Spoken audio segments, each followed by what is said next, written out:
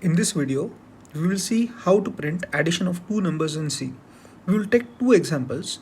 In first, we will not take any sort of input from the user, while in the second, we will take input from the user. So let's see how this program works. In this, I have taken three variables A, B and C. A I have declared to be 5, B I have declared to be 2 and C will store the addition of A and B. Now we all know that 5 plus 2 is 7. Then I will print the output as addition of both numbers will be 7, right? So I will show you how this particular program works. Now your computer has got a particular memory, right? In the previous video I have shown you the data types in C, right? Int, char, float. I will write it here. Int, char, float, double, and the first one is actually void, which means nothing. Now in this example we will add two numbers which won't be decimal numbers. It will be numbers such as 5 and 2. So if you have seen my previous video, I have told you that any C program starts line by line from the main function. Now in this is our main function, right? It starts from here and ends at this point. So first the code will go to the first line of the main program. I have declared three variables A, B and C in the first line and I have declared the type to be int. So what happens?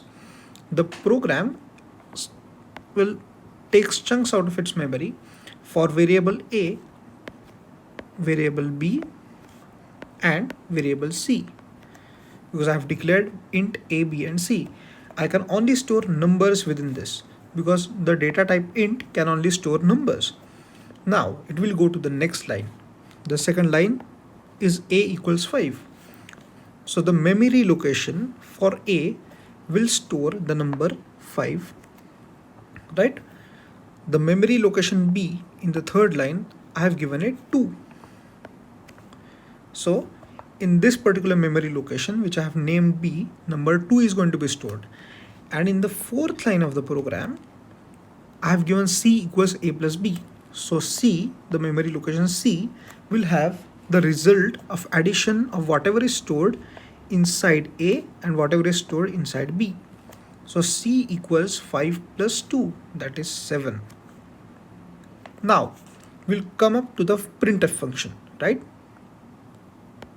Again, this is a function. That means the function has a particular meaning. Where will the C program find the meaning of the function?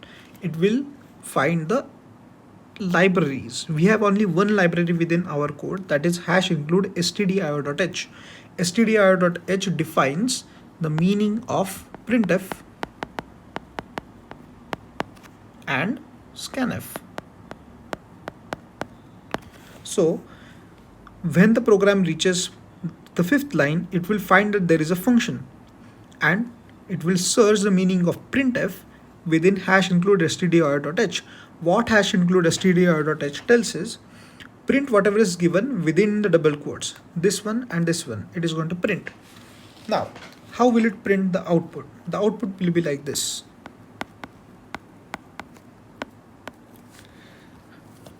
Addition of both numbers is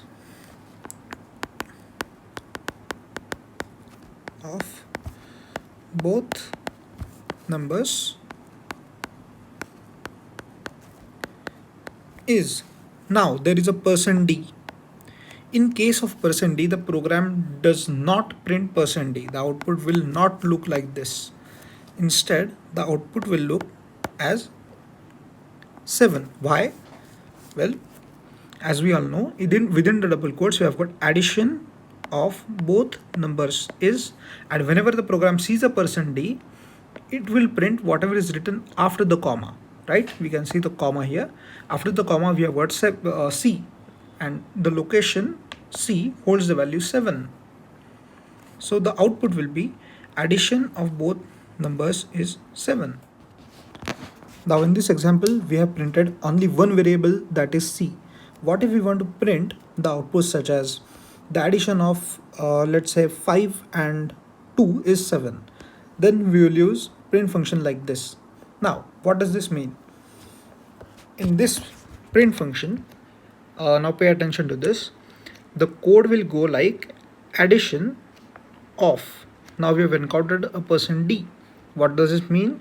Check the first value after the double quotes end. So this particular person D will be linked to A, right? Now and will also be printed because it is under person D. Now in order to understand the print function more, we will take another example.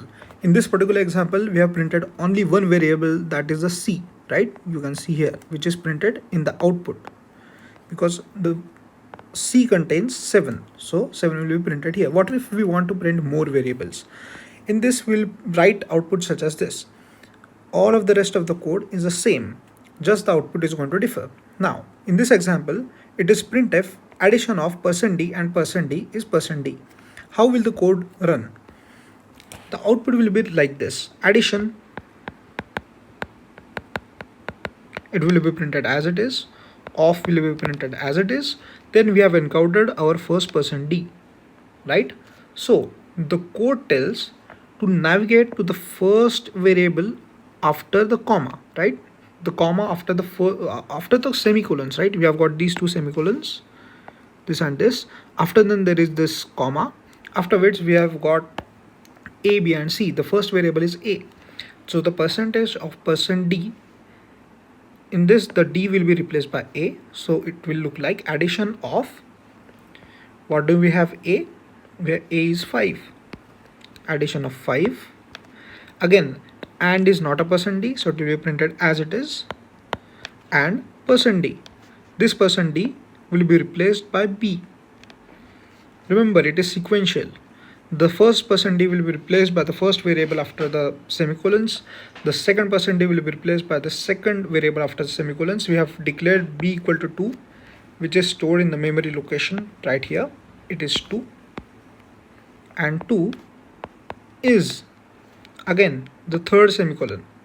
Third semicolon will correspond to the third variable, that is C. We have declared C equals A plus B, which will be stored in the memory as 7.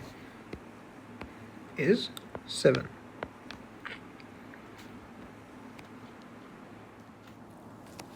Now, as you can see, we are going to run this program.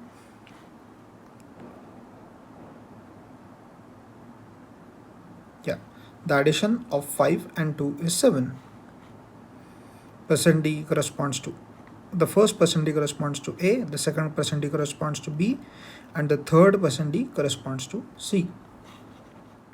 So we'll begin with our second example. In the first example, we did not take an input from the user. In this, we are going to take input from the user. So let's start with the example. The code looks kind of same, but rather than declaring the variables by ourselves as we had done previously, we are going to declare them. We are going to take input from the user using the scanf function, as you can see right here, right? So how does this work? Again, like we have taken the memory like this, our computer will have a particular memory, right? So again, the code will start from the main function and end when the main function ends. So the first line, int a, b and c, again like the previous example, our computer will reserve 3 memory locations, a, b and c, right? Now let's go to the second line. The first line has been executed, the second line is scanf. So what does scanf mean? The computer gets the meaning of scanf from, again, the header file #include stdir.h. It contains the meaning of the scanf file, scanf function. Without the #include stdir.h, our computer is not going to execute the program. It is going to show an error.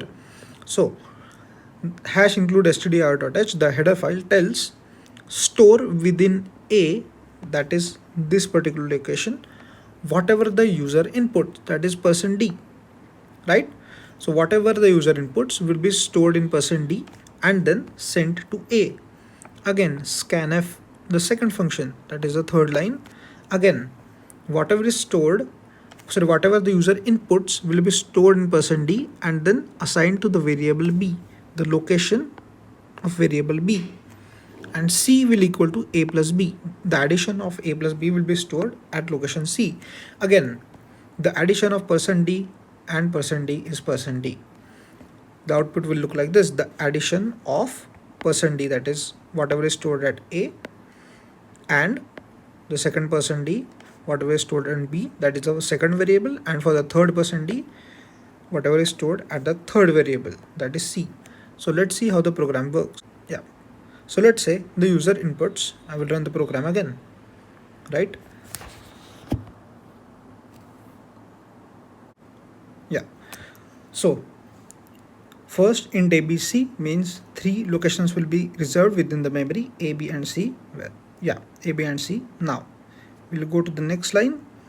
Scanf %D, A. That means if I input 5 and press enter, it will be stored in the location A. So location A contains the value 5. Wait, it looks like 6.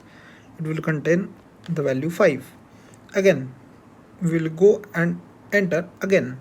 Let's say we will take 6. Again, after pressing 6, we have got the value 6 within B.